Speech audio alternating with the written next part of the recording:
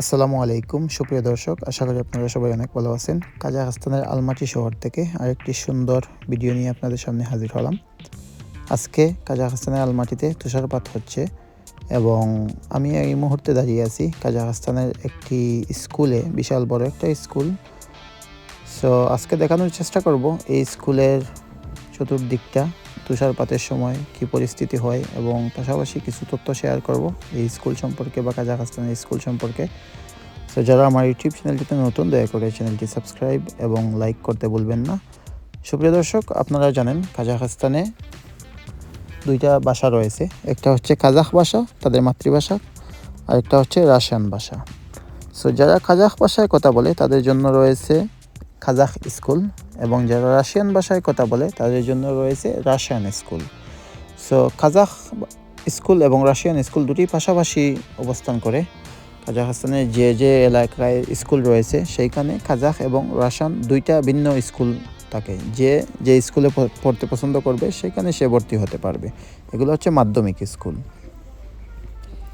আজকে অনেক বেশি ঠান্ডা, তুষারপাত, যার কারণে ছাত্রীদেরকে আপনারা এখন দেখতে পারতেছেন না, তারা ক্লাস নিয়ে ব্যস্ত। এবং কাজাখস্তানের স্কুলগুলোতে অনেক সুযোগ সুবিধা দেয় ওদের ছাত্রছাত্রীদের জন্য। বিশেষ করে ওই দেখতে পারতেছেন কী পরিমাণ ঠান্ডা, তবুও এদের স্কুলে আসা বন্ধ হয়নি।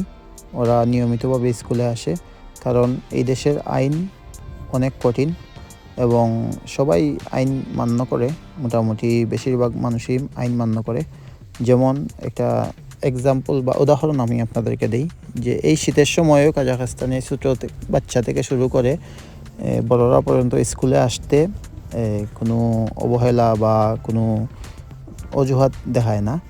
যদি কোনো কারণে কেউ কোনো বড় সমস্যা ছাড়া, কোনো কারণ ছাড়া স্কুল বন্ধ দেয়, স্কুলে না আসে, তাহলে ওদেরকে শাস্তির মুখোমুখি করা হয়। এটা হতে পারে কোনো বড় অঙ্কের জরিমানা করে স্কুলের শিক্ষকরা, না হলে একদিন দুই দিন যদি ওরা কোনো কারণ ছাড়া স্কুলে না আসে তাহলে ওদের ভর্তি বাতিল করে দেওয়া হয়। সো এই কারণে এইখানে কাজাখস্তানের ছাত্রছাত্রীরা ভালোভাবে পড়ালেখা করে এবং এইখানে পড়ার মানও উন্নত।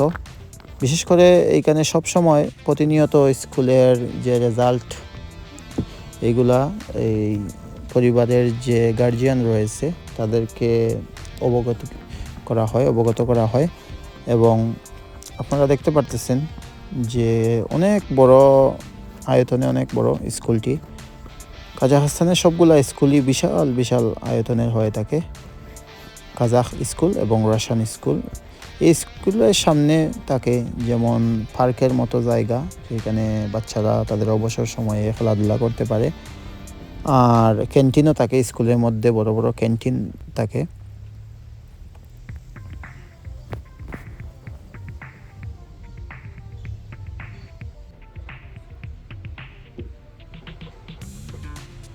সো সুপ্রিয় দর্শক, আপনারা দেখতে পারতেছেন অনেক সুন্দর একটা পরিবেশ তুষারপাতের সময়। যারা কাজাখস্তানে ভ্রমণ করেছেন বা সামনের দিকে করবেন, আপনারা হয়তো অনেকেই জানেন যে কাজাখস্তান অনেক সুন্দর একটা দেশ। আমার ইউটিউব চ্যানেলে আপনারা যদি পুরো ভিডিওগুলো দেখেন, পুরাতন ভিডিওগুলো দেখতে পারবেন কি সুন্দর কাজাখস্তানের। বিশেষ করে দুইটা আবহাওয়া, শীত এবং গরমের সময় দুইটা ভিন্ন ধরনের চিত্র আপনারা দেখতে পারবেন। কাজাখস্তানের শীতের সময় সম্পূর্ণ চতুর্দিকটা সাদা দেখতে পারবেন তুষারপাতে, আবার গরমের সময় সবুজে ঘেরা সবুজ একটা পরিবেশ। সো যাই হোক সুপ্রিয় দর্শক, আজকে যে বিষয়টা আমি আপনাদের সামনে আলোচনা করার চেষ্টা করেছিলাম যে স্কুলগুলো কীরকম হয় তুষারপাতের সময়, কী কী আপনারা দেখতে পারবেন। সো এইখানে বাচ্চারা পড়ালেখা করে। এইখানে যে ছোটো ছোটো বাচ্চারা রয়েছে, ওদের গার্জিয়ানরা, মা বাবা বা বড় যারা আছে, ওরা সকালে এসে দিয়ে যায়। এইখানে স্কুল মূলত দুইটা শিফটে হয়ে থাকে, একটা হচ্ছে সকালের শিফট আর একটা হচ্ছে বিকালের শিফট। সো সকালে মনে করেন আপনারা 7টা থেকে 12টা পর্যন্ত একটা শিফট হয়, আবার 12টা থেকে বিকাল 5টা 6টা পর্যন্ত আরেকটা শিফট হয়।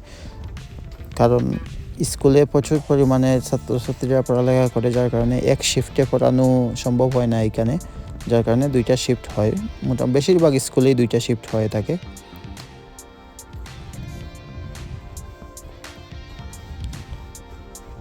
সুপ্রিয় দর্শক, আপনারা দেখতে পারতেছেন যে তুষারপাতে কি একটা পরিবেশ হয়েছে। মোটামুটি এখানে প্রচুর পরিমাণের তুষার স্নো জমা হয়েছে। কাজাখস্তানের কাজাখ স্কুলগুলা মোটামুটি একরকম হয়ে থাকে, বড় বড় বিল্ডিং, এটা বিশাল বড় বিল্ডিং। আর রাশিয়ান স্কুলটা ডিজাইনটা অন্যরকম হয়। সুপ্রিয় দর্শক, আজকে ভিডিওটি শেষ পর্যায়ে আমি চলে এসেছি। যারা এতক্ষণ পর্যন্ত আমার ভিডিওটি দেখলেন সবাইকে অসংখ্য ধন্যবাদ জানাই। সবার সুস্বাস্থ্য কামনা করে আজকের মতো ভিডিওটি শেষ করতেছি। আল্লাহ হাফিজ।